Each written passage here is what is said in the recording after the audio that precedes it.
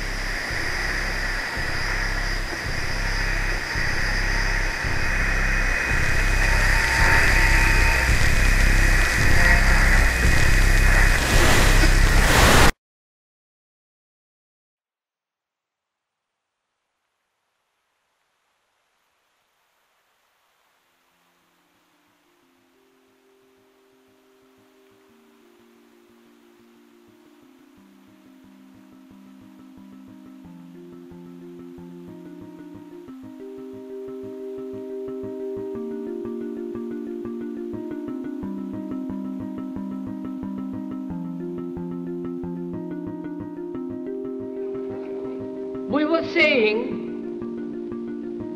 how very important it is to bring about in the human mind the radical revolution. The crisis is a crisis in consciousness, a crisis that cannot anymore accept the old norms, the old patterns, the ancient traditions. And considering what the world is now, with all the misery, conflict, destructive brutality, aggression, and so on,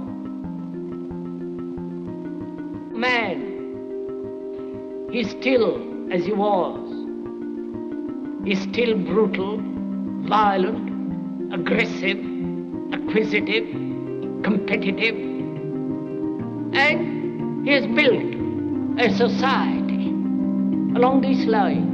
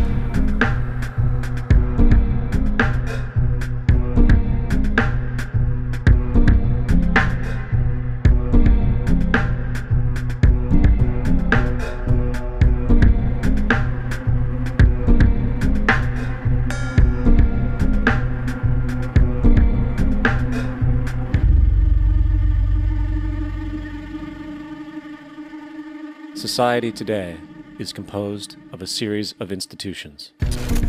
From political institutions, legal institutions, religious institutions, to institutions of social class, familial values, and occupational specialization. It is obvious the profound influence these traditionalized structures have in shaping our understandings and perspectives.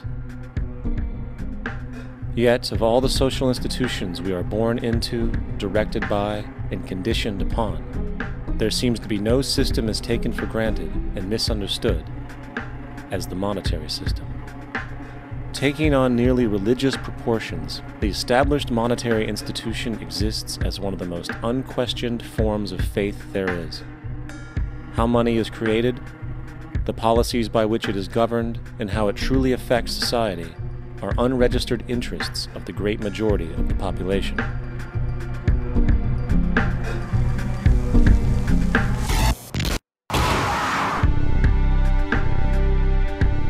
In a world where 1% of the population owns 40% of the planet's wealth, in a world where 34,000 children die every single day from poverty and preventable diseases, and where 50% of the world's population lives on less than $2 a day, one thing is clear: something is very wrong.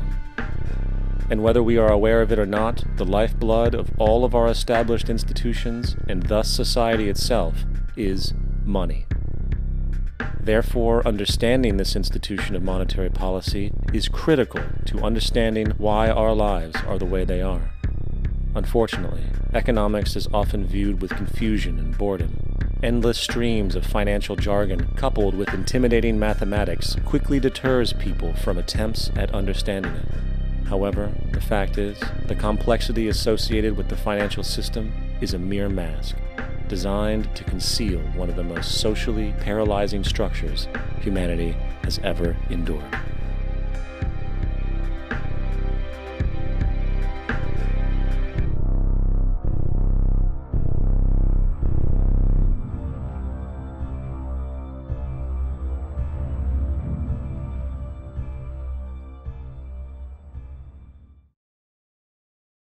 A number of years ago, the Central Bank of the United States, the Federal Reserve, produced a document entitled Modern Money Mechanics.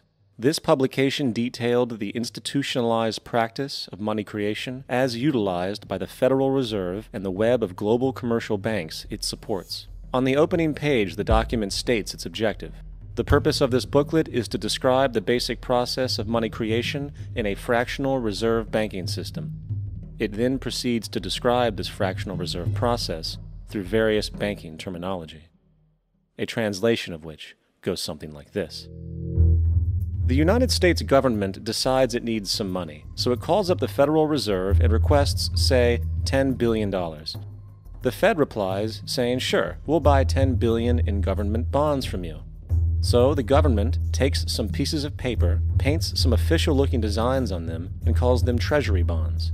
Then it puts a value on these bonds to the sum of $10 billion and sends them over to the Fed. In turn, the people at the Fed draw up a bunch of impressive pieces of paper themselves, only this time calling them Federal Reserve notes, also designating a value of $10 billion to the set. The Fed then takes these notes and trades them for the bonds. Once this exchange is complete, the government then takes the $10 billion in Federal Reserve notes and deposits it into a bank account. And upon this deposit, the paper notes officially become legal tender money, adding $10 billion to the U.S. money supply. And there it is. $10 billion in new money has been created. Of course, this example is a generalization, for, in reality, this transaction would occur electronically, with no paper used at all. In fact, only 3% of the U.S. money supply exists in physical currency. The other 97% essentially exists in computers alone. Now, government bonds are, by design, instruments of debt, and when the Fed purchases these bonds, with money it essentially created out of thin air, the government is actually promising to pay back that money to the Fed. In other words, the money was created out of debt. This mind-numbing paradox of how money or value can be created out of debt or a liability will become more clear as we further this exercise. So, the exchange has been made and now $10 billion sits in a commercial bank account. Here's where it gets really interesting. For as based on the fractional reserve practice, that $10 billion deposit instantly becomes part of the bank's reserves, just as all deposits do. And regarding reserve requirements, as stated in Modern Money Mechanics, a bank must maintain legally required reserves equal to a prescribed percentage of its deposits. It then quantifies this by stating, under current regulations, the reserve requirement against most transaction accounts is 10%.